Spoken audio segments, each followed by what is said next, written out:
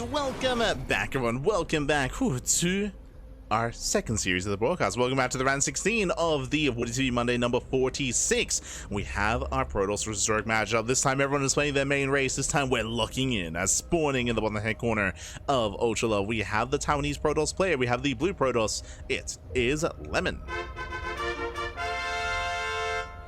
And spawning in the top right hand corner, we have his opponents. We have the red Zerg player, with the red Zerg player himself representing the Thunder Heroes. It is Eva.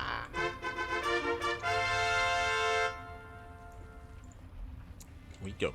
And if you're in the chat, you know what time it is. It is Gamba time. Predictions are open. Place your best on who you think will claim the series. Best of luck in the chat. Ooh. Here we go, as this is going to be an interesting matchup here. I will say this is going to be a more difficult one to really follow here, or a more difficult one to actually predict. I do feel like Eba and Lemon are quite close in skill. I might actually lean a little bit more towards Lemon. Eba, you know, he's one of our boys, Pappy, true. But Eba, he has been very inactive. He's been very inactive. He was messaging me earlier talking about how washed he is. He's too clean, Bob. He's too clean. He's not dirty, not anymore. So he was talking about how he's been taking a break from the game, taking a break from StarCraft. He's been going on vacation, so he has been a little bit less active as of late. And as a result, I do lean towards Lemon, but we'll see. We'll see. You know, StarCraft 2 at times can be like riding a bike. Sometimes you need a break. Sometimes you need to take a step back from the smudge and come in with a better and brighter perspective. So we'll see if Eba can recover. Well, I mean, we'll see if he can prove it to him and to us as well that he of course can take it to Lemon. I'm here for it. For now, we are going to be opening up Hatch Gas Pool. Eba does take the unnatural natural. Meanwhile, we do see Lemon back at home going for his own gate expand into Cybercore. So far, everything's looking normal. I don't really expect too much deviation out of Lemon. Lemon is the kind of player that does often go for his own Stargate opener. Stargate into a third base, into a standard mid-game, or a standard setup into the mid-game, and mid-game is typically where he deviates. That's usually how Lemon approaches this, but we'll see if he goes for any other crazy tech, if he goes for a Rover or a Twilight Council. Based on the pylon location, looks like a Stargate. For now, though, we're settling in. Now we are settling in. There it is, tech of choice, Stargate. Stargate opener out of Lemon.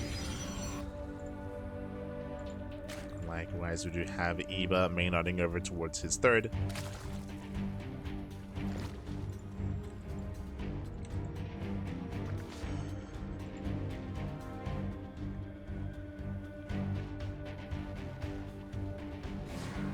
That is going to be threatening a shade. Oh!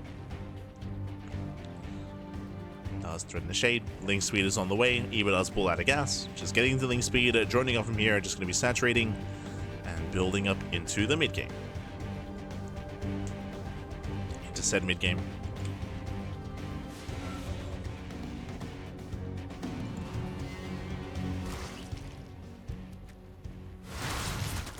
We have two adepts. To do get hit into the middle line. So far, Chudron's going to be going down. That's okay. Damage, but the depths are going to fall. There's no shading out of this. So not the most ideal trade here from Lemon. Likewise across the map. Lemon will expand.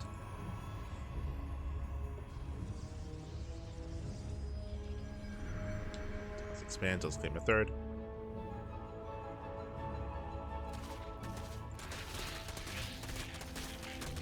Likewise, Eba is here to at least spot it. To spot the third base, to force the Pulsar Beam. Pulls back, again saturating his own third. Or I guess natural. Claiming his third base as well. And so far, no major economic damage. So, I mean, Eba sure he lost 2 drones, but he was able to kill both adepts. Meanwhile, Twilight Council follow-up. That is going to be a slightly earlier Twilight Council. We'll see if Lemon has anything devious in mind for us. Do we go for... I mean, so far, I don't see a Forge. Yeah, no Forge in sight. Without a Forge, with extra gases being taken, are we feeling Glaive Adepts or early Blink? Which one is it going to be? It's been a long time since I've seen something like an 8-gate 3-way solo with Blink Stalkers, so I'm leaning more towards Adepts, but that's going to be extra gateways being thrown down. Jesus. He's getting up to 6 gates. They're getting up to 5. So 5-gate setup. And it is going to be Blink. I mentioned earlier that I haven't seen an 8-gate Blink all-in in quite some time, but this feels like the beginning of one. The big reason why I'm bringing up an all-in is because there's no Forge, right? There's no Forge, there's no +1, there's no upgrades, so there's no kind of build-up. There's no longevity here in this setup here from Lemon. He will have early Blink, that is true, but I mean, there is no upgrades in sight. So remember, he has 5 gates. He has a 5-gate setup. We'll see if he throws down 3 more. If he throws down 3 more gateways, if he does not take gases at the 3rd base, then that would be indicative of an all-in. All-ins used to be very popular here on Ultra Love in this matchup. I mean, they still are popular, true, but I should emphasize that 8-gate all-ins used to be trendy on this map like almost a year ago, but it's been some time. Say almost a year ago, maybe like 6 months ago. Start of the year. Start of 2025. Eva Chambers on the way for +1 melee. We do have a safety Roach Horn as well, and we're still waiting for the gateway explosion, assuming there will be one. Stalkers are poking out. Still only 5 gateways. Remember, Blink is going to be done early. Still no Forge, still no upgrades. No Forge in sight.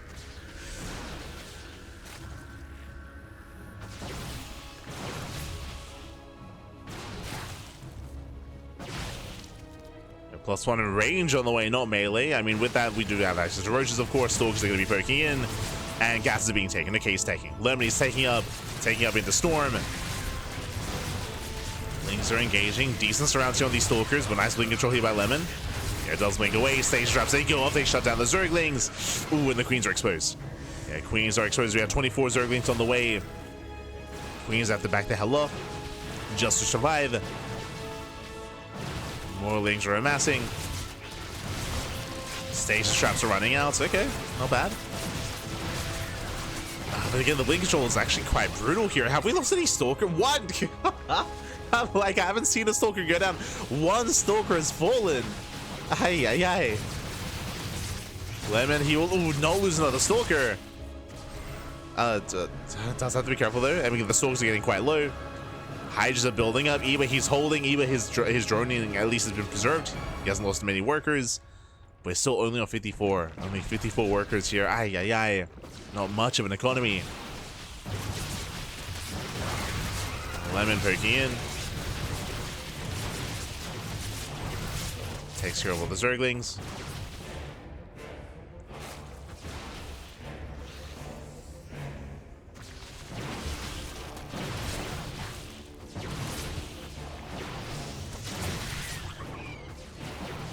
Let's take care.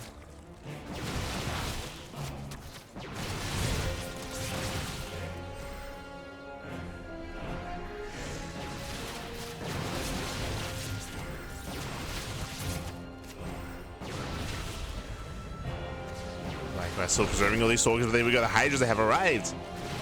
The Hydras have made it.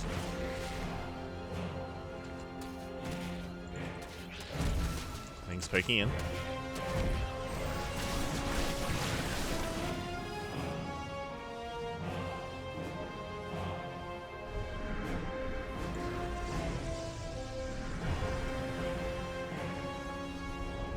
Say poke in, they're going to be forced back. Lemon now going to be reinforcing. Storm is now ready. True. So Storm soon to be +1 alongside this. Again, quite committed here from Lemon. He's preserved all his Stalkers, and he has a terrifying army. And I'll be honest, I don't see Eba holding against this. Yeah, GG gets called. There was no defense, not against that kind of army. Lemon, he will snowball out of control. He will take game number 1. GG. GG well played. Again, the efficiency at Lemon was crazy good. His ability to preserve his Stalkers to build up over time. Remember, he lost 1 Stalker. That was insane. Just while he was trading. And even though, yes, we saw that Ebo was able to defend his base and able to hold on to his 3rd, he wasn't able to actually get a solid economy up and running. He was on 56 workers against the 66 probes of Lemon. Lemon, who was trading well enough, was trading in a solid fashion. He was able to, even though he wasn't able to kill many workers, he was able to just trade so efficiently. And Eba, he was struggling to survive, struggling to hold on. With that, GG well played, and Lemon takes a lead, and we'll see if Eba can fight back and force the ace match. We'll see if Lemon can run away with this.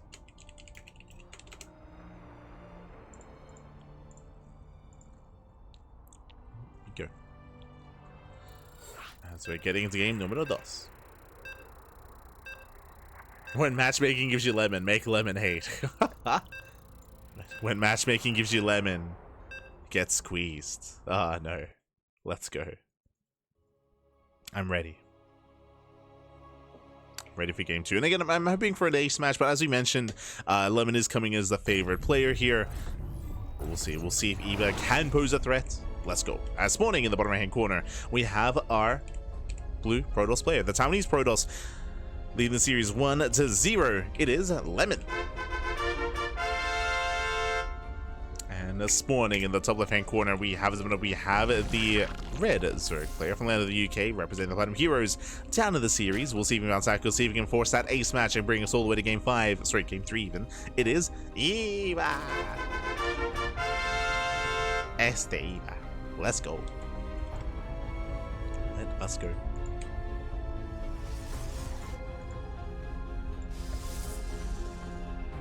So Lemon is going to be setting up.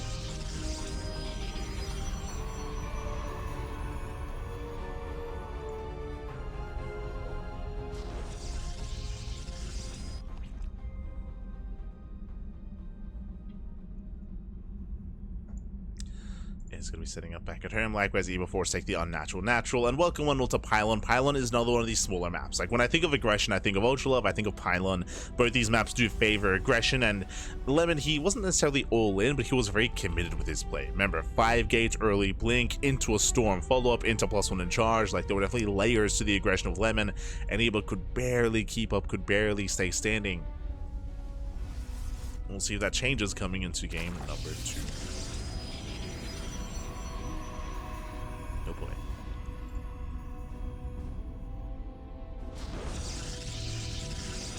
So far the openers are looking as they should.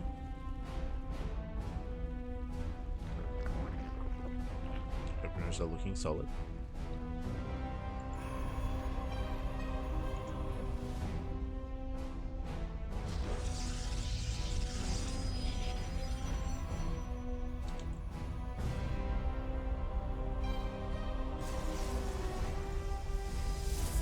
Players are going to be settling in.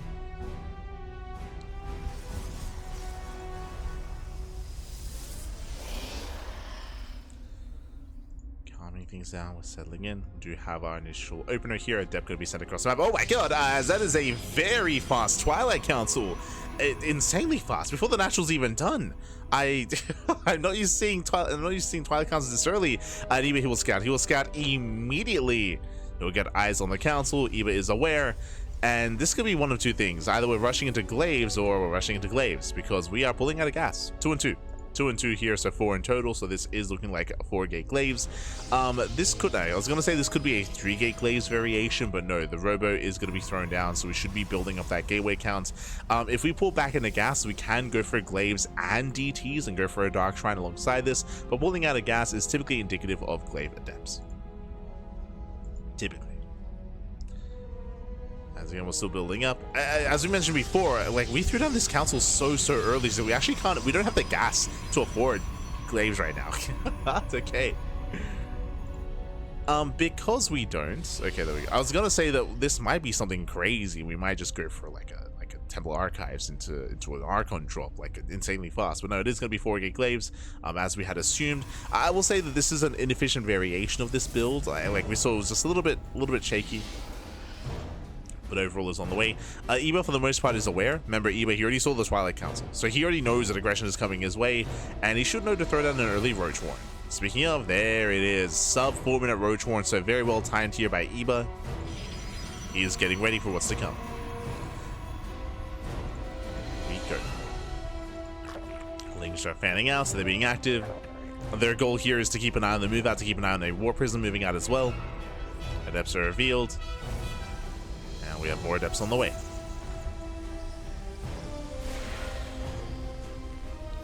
Here we go.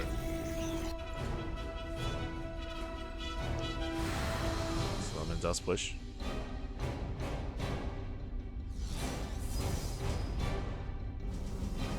Lemon does move out, warping in more Adepts.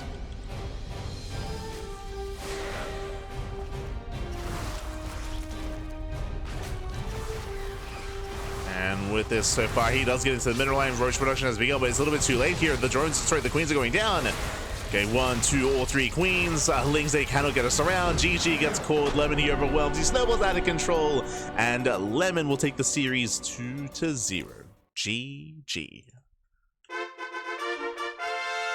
GG, well played. Unfortunately, Eba, he wasn't quite set up in time. It was a really nice timed Roach Warren, I will say that, but the Roaches weren't quite ready, and the Queens got called out at the third base. Unfortunately, Eba, he was a little bit, he wasn't quite able to respond, wasn't quite able to preserve that worker count, that drone line. GG. GG, well played with that. Congratulations, Lemon. He will claim the series. He will advance on to the next round. GG. I see in the chat, Classic taking some games with several Twilight Counts openers must have made them cool again.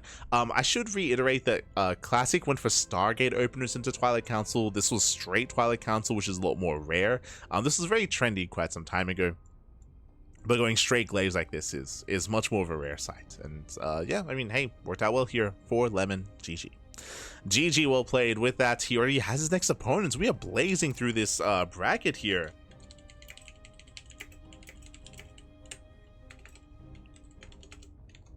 Here we go. Exclamation mark B in the chat to have a look at the back yourselves.